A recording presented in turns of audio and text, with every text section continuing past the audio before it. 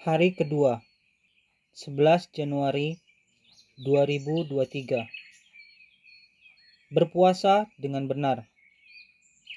Matius 6 ayat 17 sampai dengan 18 berbunyi, "Tetapi apabila engkau berpuasa, minyakilah kepalamu dan cucilah mukamu, supaya jangan dilihat oleh orang bahwa engkau sedang berpuasa, melainkan hanya oleh Bapamu yang ada di tempat tersembunyi. Maka Bapamu yang melihat yang tersembunyi akan membalasnya kepadamu." Berpuasa itu indah kalau kita mengerti maknanya. Kalau kita tahu bagaimana berpuasa dengan benar, hidup kita bukan hanya akan mengalami terobosan baru, melainkan level iman kita menjadi lebih tinggi. Kita diubahkan semakin serupa dan segambar dengan Kristus. Berpuasalah dengan motivasi yang benar, agar tidak terjebak untuk menonjolkan diri kepada orang lain.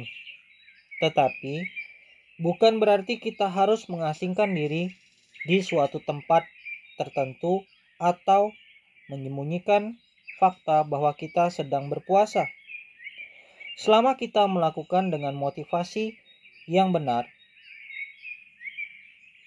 jangan terjebak dengan tuduhan dalam tanda kutip sok rohani atau kurang rohani.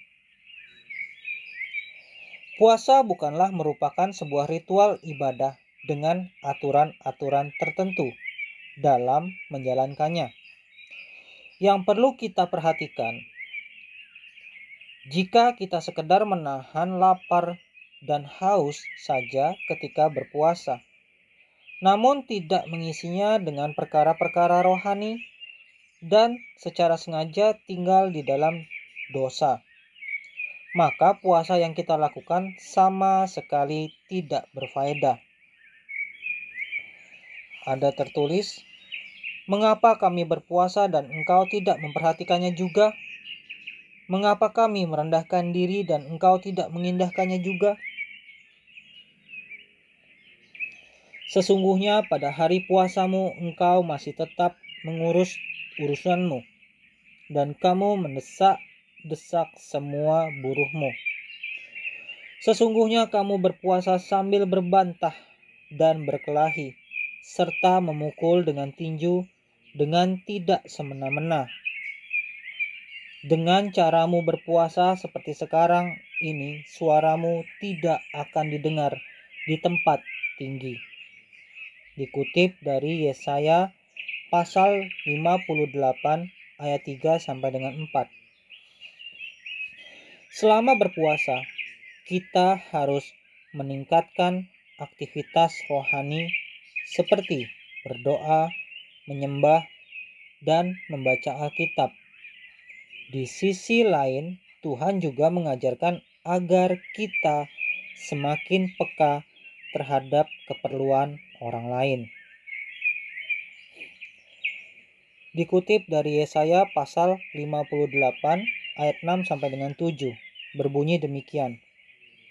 "Berpuasa yang ku kehendaki ialah supaya engkau membuka belenggu-belenggu kelaliman dan melepaskan tali-tali kuk, supaya engkau memerdekakan orang yang teraniaya dan mematahkan setiap kuk, supaya engkau memecah-mecah rotimu bagi orang yang lapar, dan membawa ke rumahmu orang miskin yang tak punya rumah.